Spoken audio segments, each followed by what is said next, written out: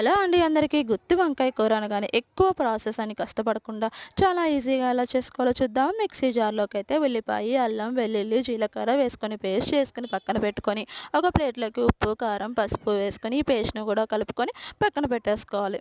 నీట్గా కడుక్కున్న గుత్తి వంకాయలు 4 చీలికల్లా చేసుకొని దీన్ని స్టఫ్ చేసుకొని మనం పక్కనైతే పెట్టుకొని స్టవ్ ఆన్ చేసుకొని కళాయి పెట్టుకొని ఆయిల్ అయితే వేసుకొని ఆయిల్ వేడైన తర్వాత ఈ వంకాయ గుత్తి వంకాయలు కూడా యాడ్ చేసుకొని మిగిలిన మిశ్రమాన్ని కూడా దీంట్లో యాడ్ చేసుకొని ఒక 15 మినిట్స్ మగ్గనివ్వాలి. మగ్గిన తర్వాత పైన ప్లేట్లో మనం మగ్గేటప్పుడు కొంచెం వాటర్, నిమ్మకాయ సైజ్ అంత చింతపండు వేసుకొని మనం చింతపండు రసం అని వేడవుతే కొంచెం తొందరగా మనకి రసం అనేది వస్తుంది అనేసి వేడి చేసి పక్కన పెట్టుకున్న తర్వాత ఇది బాగా మగ్గుతున్నప్పుడు ఆ చింతపండు జ్యూస్ని కూడా యాడ్ చేసుకోవాలి.